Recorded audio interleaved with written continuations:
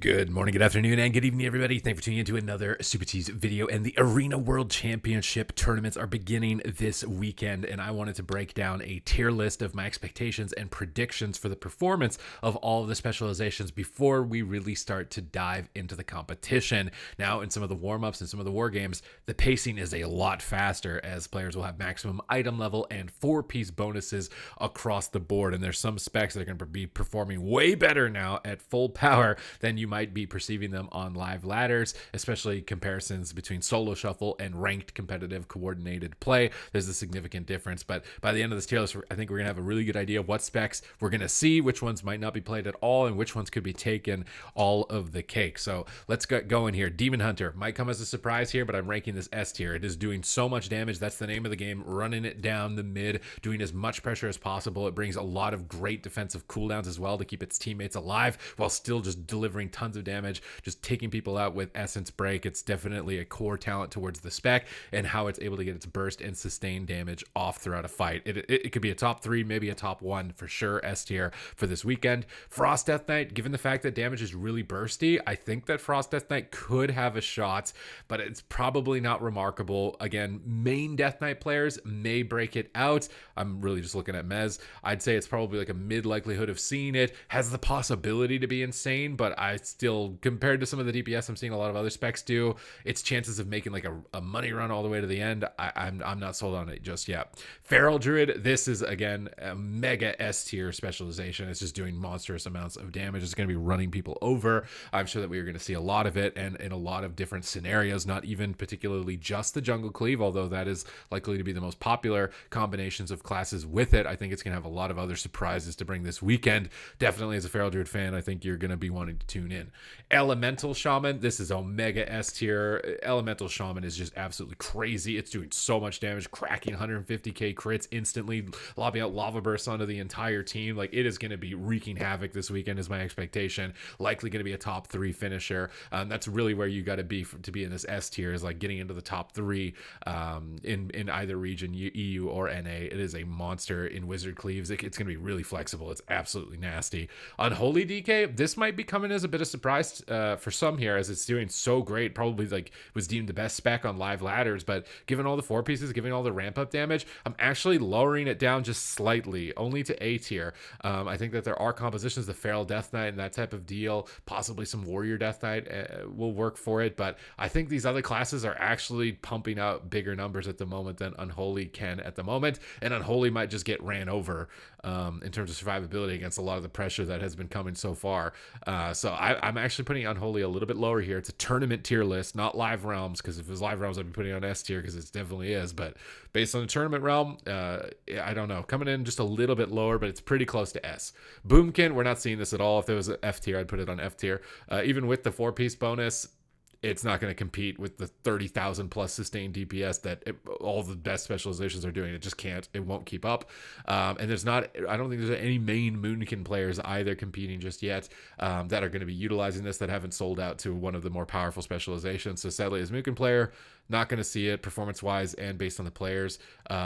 Main specializations, just we're not gonna see it. Resto Druid, definitely S tier specialization, but it may struggle a bit with mana. Mana seems to be a really big problem for Resto Druid, and given how high paced the damage is, it's going to be a lot more stressful to drink and reset, and those might be really big liabilities for this specialization.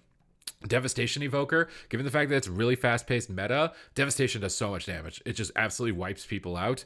And with the 4-piece bonus, it gets a little bit more sustained damage. My expectation is that we could see it. It's probably the most likely that we're going to see it. And it's just because the pacing is so much faster. It might just be able to roll people over before its defensive start to get cracked. But I don't think it's going to be a top 3.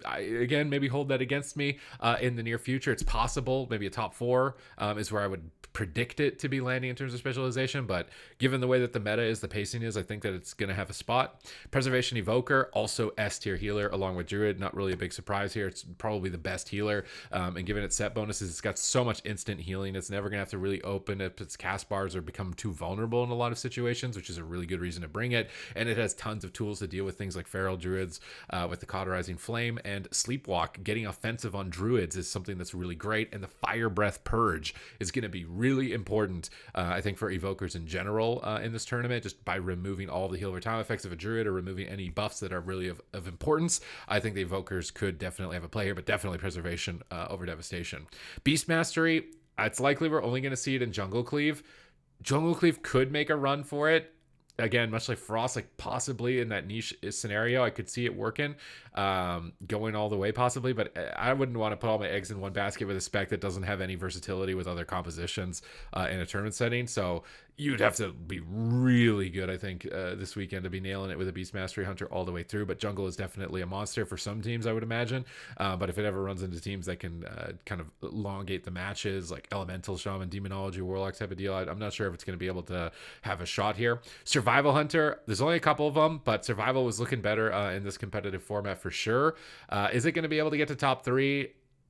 I'm holding my breath here for going all the way to top 3, but it could definitely have a spot, maybe getting towards the top 4. Likely going to see it at least at some point, whether it's in the top 8, but I could see it getting, maybe top 6, top 4 at the moment. Marksmanship Hunter, we're probably not going to see this spec at all, despite the fact that it does monstrous amounts of burst damage. I think that all hunters prefer either the safety of Beast Mastery to be able to just retreat away whenever necessary and not be too stationary, or the pressure that Survival can bring, and more importantly, kind of like the Steel Trap crowd control, getting melee DPS out of the fight. I think Marksman's going to be a little bit more vulnerable. Probably I could see maybe one player in NA playing it, Jellybean. So like maybe we put it here. This is like the Jellybean's Mez tier. Like they might bring it as a surprise, but I don't know if it's going to be able to compete with the amount of monstrous damage we're seeing from other specializations. Arcane, I'm throwing this one on the S tier. I think RMP or RME, Rogue Mage Evoker, is actually really gnarly at the moment. It was one of my top 10 comps, and I think in competitive play, it's likely still going to be the case. It does so much burst damage, and again, fitted in with a Rogue and an Evoker, I think it's going to be performing phenomenally. Fire Mage, we're probably not going to see it at all, even though you could slot it in for Arcane in those compositions. I just don't see the reason why. In the past, it used to be that you had multiple schools of magic, but Arcane has that now, and the damage in terms of burst is so much lower, and burst is the name of the game here on the tournament realm, so I don't think we're going to see it at all. Frost, again, I don't think it's going to be able to keep up. I think it's going to be falling behind all the other specializations in terms of burst, maybe a little bit more likely than Fire, but like I would highly doubt it that we'd see a Frost. I don't think we're going to see any Lock Mage, which is where it would really shine. So like it's somewhere here, somewhere low on the bottom, probably unlikely. Mistweaver, I don't think we're going to see it at all. Given the fact that the Fist Weaving build is highly punished and how high burst damage is, you don't want to be getting near any of this burst damage to try and Fist Weave. And if you're not Fist Weaving, I think you're going to get outperformed by the other healers. So sadly, I don't expect that we're going to see any Mistweaver. It may in fact actually be the worst healer overall for this tournament format. Windwalker Monk, some possibilities. I could definitely see it having some possibilities given how much burst damage it has, but it's also a liability with how squishy it is. So I'm probably putting it towards a high A at the moment. Really curious to see if we see it broken out by Kawaii at all. I think they're now named Luminosity, as they were playing that Mage Windwalker a lot. Like if we see any Arcane Windwalker, I could see it slotting in really well in that type of composition, but it might be a niche pick, like a counter pick, as opposed to like this just overall monster and behemoth. Holy Paladin, I actually think the spec is doing really well in a fast-paced meta. It does so much damage. Melee Wings is phenomenal. It's got great just immune stop damage to deal with bursts. So my expectation is that Holy Paladin will actually have a really good showing. It might even I'm somewhat arguing putting it on S at the moment, and the healers are really close in terms of balance, except Mistweaver feels bad. Mistweaver. Ret Paladin, this class is all about burst, but again, liabilities in terms of its defense. I could definitely see it, similar to Evoker. I want to put it like a high B, maybe a low A at the moment for this tournament this weekend. Rets, even though they had this type of burst in Shadowlands, we still never saw them in a tournament, which is why I think it's probably going to come in B. You're probably coming towards the tail end if there is any Ret representation this weekend, and you'll get punished pretty heavily by the teams that know how to combat your spec. Disc Priest, probably less likely to see than Holy Priest. Maybe it's possible we'll see it pop up once or twice in the tournament. I don't think it's going to be making an astonishing run, mostly just because I think Holy Priest is going to be outshining it in niche compositions like Thug and Jungle Cleave with the extra instant range crowd control, and more importantly, the ability to go into Spirit form to immune CC and interrupts, because it's really important to get windows where you can actually heal to deal with how much damage there is available on the tournament realm. Now, Shadow Priest, I think Shadow Priest is honestly falling off because his damage is not comparable, but defensively it's still really good, and I think Shadow Priest Rogue is likely to be a really strong comp. So the fact that its damage is so low, is it an S tier? Is it a high A? I feel like I'm going to be looking really foolish if I don't put it on S tier and Shadow Priest Rogue runs away with this tournament. But based off what I've been seeing so far, it doesn't even seem like a lot of teams are, orienting their ways around this specialization, because I think it just doesn't bring the burst, and burst damage is the name of the game. So I'm actually putting it on a high A. I do think the Shadow Priest Rogue could be a really good comp. Likely to see it getting into the top 4, could make a run, but I don't think it's going to be nearly as representative as the current S tier specs. Assassination Rogue probably comes as a surprise to some, but I think this is clearly S tier. Its 4-piece bonus is absolutely ridiculous. It does so much damage. It's going to be running people down. We're going to be seeing a lot of Assassination Rogue this weekend. Definitely an S tier specialization. Outlaw, seen it coupled as a niche pick, likely the second best rogue spec. I'm feeling probably more safe at putting it here in the B, just because we've only really seen it with one comp, and Assassination is like so good at the moment, so it's really tough. Subtlety, again, an RMP, but competing with Assassination, so maybe a little bit lower than Outlaw. Probably not likely to see it. Would curious, there's some players who like main this spec, which means it might pop up once or twice, but I'm not sold on its overall performance just yet. But again, this is just a prediction for fun here to try and get a good idea of what's going on with all the specs. Enhancement Shaman, we're not seeing it. It's just not going to keep up. It only has one comp, and even that one comp I don't think we're going to see much of. So sorry to Enhancement Shamans. It's not good. Not a good time for you guys.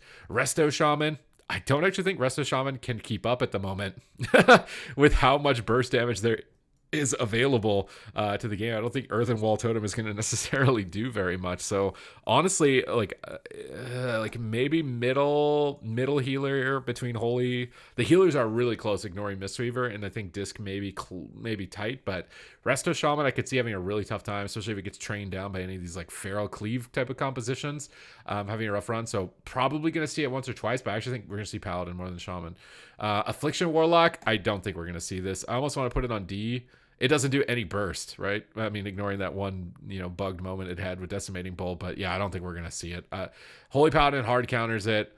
I don't think it's going to be able to stay alive long enough to where its damage is going to start to stick. So I think Affliction's kind of out of the running here for tournament play. Demonology, on the other hand, I'm sold on putting it on an S or A, because I think it's almost exclusively we're going to be seeing it with Elemental Shamans. So whereas Elemental, I think, are going to be playing with more classes, which is like the main differentiating factor. Like these specs are probably going to be playing like one thing. They're not going to be the pivot comp that it's like Feral XX or Demon Hunter XX. That's kind of the formula for these top specs. So probably high A, coming in close to S. Destro, surprisingly, Destro, known as the burst spec, but I don't think it's really doing a lot of burst damage. More sustain oriented. I think it's less likely to see this, but still not impossible that it could win. I don't know if it'll be getting a top 3. Is it going to get a top 3? This is like a niche one, like the main Destro lock players might have a good run with it, but overall I don't think it's going to be stealing the show at all in the tournament. So probably middle of the pack with some possibilities. That's why basically if you're C or lower, you got no possibility, but B is like maybe you got a shot, but it's going to be limited and maybe dependent on bracket. Arms Warrior, really tough to stay alive with the amount of burst damage, but you also do a lot of burst damage with Spear Bastion. So this one, probably a niche one, similar to like Outlaw Rogue or Destro Warlock, could have some possibilities for making a run, but I think all these bleed specs, wizard, burst down classes are going to terrorize you likely here with the current pacing. Fury Warrior, we're not going to see it. This is dead spec now, ever since they nerfed the stacking mortal wounds. Out of all the tank specs, we're probably not going to see them. Maybe Prop Paladin props up, like maybe, but it's really unlikely. I think it's really unlikely, but it could prop up with maybe a little bit of possibility, but likely not going to be winning it. And this is kind of my tier list at the moment, my thoughts on the specializations. Let's just organize this a bit so it makes a little bit more sense. So the casters are next to the casters, and the melee are next to the melee, because I think that's going to be a little bit easier to understand, and the healers are next to the healers. So maybe we put AF up here and Frost down here or something. There we go. We got it all organized here. Melee DPS, what we're likely to see towards the end here, and casters, what we're likely to see towards the end here. Remember, you only really want to compare the casters against the casters, the melee against the melee, and the healers against the healers, because otherwise you're going to start to get a bit confused. I'm going to put Ret here at the top of this out of the melee, just reorganizing this towards the end. Ret the highest of the B tier likelihood. And this is just my thoughts, just a fun prediction for this weekend. What are your thoughts? Because it's looking a lot different. This looks like a fast-paced Zerg fest here on the weekend. It should be very entertaining to see how the players adapt to this, given the tournament record in the past has been really long, dampening matches. They got to be You got to be quick on your feet, I think, for this weekend if you're going to be doing well. But other than that, I hope that you enjoyed the video and my thoughts on the specializations and my expectations for their performance this weekend. I'm really excited either way because it could unfold a lot of different directions, but this is the way that I'm leaning so far based on my estimations. So thank you very much for watching the video, and I will catch you in the next one.